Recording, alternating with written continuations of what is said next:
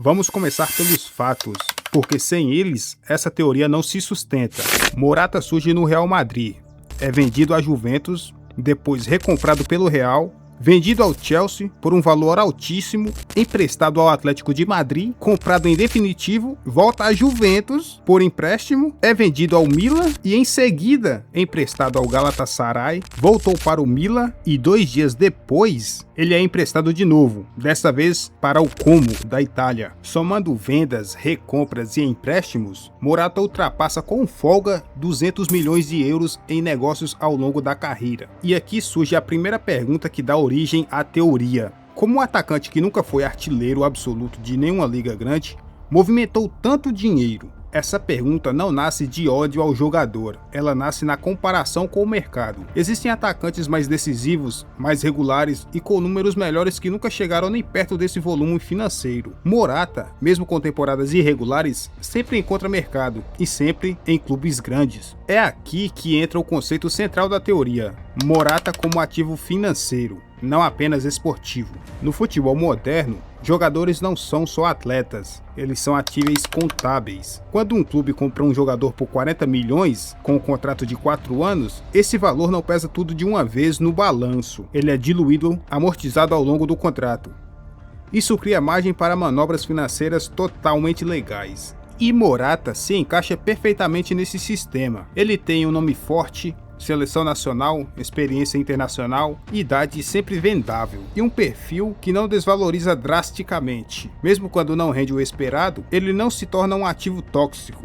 Sempre existe alguém disposto a apostar nele. A teoria sustenta que isso transformou o Morata em uma espécie de peça de rotação financeira, um jogador que permite gerar lucro contábil em vendas, aliviar balanço com empréstimos, justificar recompras, renegociar salário e, claro, gerar comissão para intermediários. Aqui é importante ser claro, não há acusação de ilegalidade. A teoria não fala de crime, ela fala de uso recorrente de um mesmo perfil de jogador dentro da logística financeira do futebol moderno. Um exemplo clássico citado é o Real Madrid. O clube vende Morata, recompra depois por um valor maior e ainda assim sai na vantagem esportiva e financeira, porque controla o ativo, valoriza o jogador e revende em alta. Isso não é exclusividade do Morata, mas nele o padrão se repete várias vezes. Outro ponto levantado é o número anormal de empréstimos. Empréstimos não são só decisões esportivas, eles também servem para postergar prejuízos,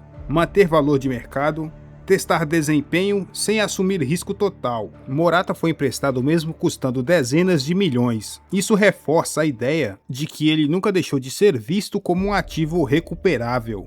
E como essa teoria é vista no meio do futebol? Entre torcedores, ela virou quase um meme sério. Morata como um jogador que nunca fracassa financeiramente. Pode perder gols, pode oscilar, mas nunca perde valor de mercado.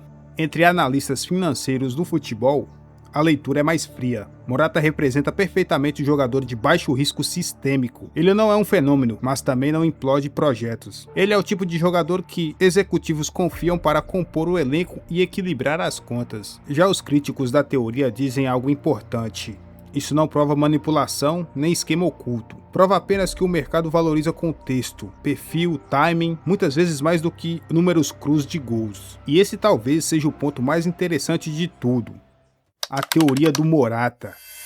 Não fala apenas sobre o Morata, ela fala sobre como o futebol europeu funciona hoje. Um sistema onde regularidade vale menos que reputação, narrativa pesa tanto quanto o desempenho, e o mercado recompensa quem se encaixa no modelo financeiro. Por isso, a teoria divide opiniões. Alguns veem exagero, outros veem um retrato incômodo da realidade, mas o fato incontestável permanece. Poucos atacantes da história recente movimentaram tanto dinheiro sem nunca dominar esportivamente uma liga grande.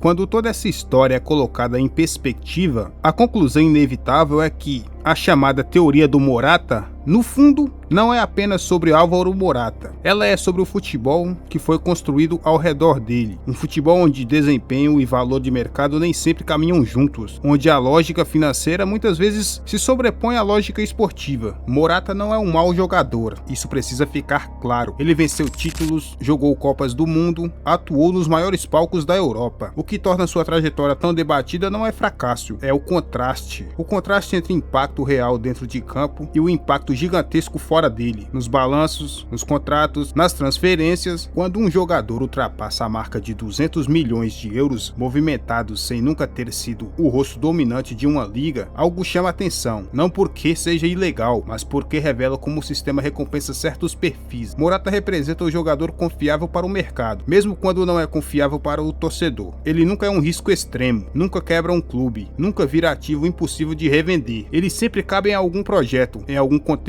em alguma narrativa. E é exatamente aí que a teoria ganha força, porque ela expõe uma engrenagem silenciosa do futebol moderno. Clubes não compram apenas gols, compram idade, nacionalidade, histórico em grandes clubes, aceitação midiática, flexibilidade tática, principalmente previsibilidade financeira. Morata entrega tudo isso, mesmo quando é imprevisível para quem espera gols decisivos. A cada nova transferência, a lógica se repete. Um clube acredita que, agora sim, no contexto certo, ele vai render mais. Se não render, não é um desastre. Existe empréstimo, existe revenda, existe recompra, existe ajuste contábil. O jogador continua girando dentro do sistema como uma peça que nunca sai completamente do tabuleiro. Isso não significa que existe um plano oculto ou uma conspiração coordenada. Essa é uma leitura importante. A teoria não acusa, ela interpreta, ela observa padrões, e padrões no futebol moderno dizem muito mais do que discursos oficiais. Talvez o aspecto mais desconfortável dessa história seja perceber que o Morata não é exceção, ele é apenas um exemplo mais claro. O futebol europeu está cheio de jogadores que não são gênios, mas são perfeitos para o mercado. Jogadores que não quebram expectativas a ponto de serem descartados, nem as superam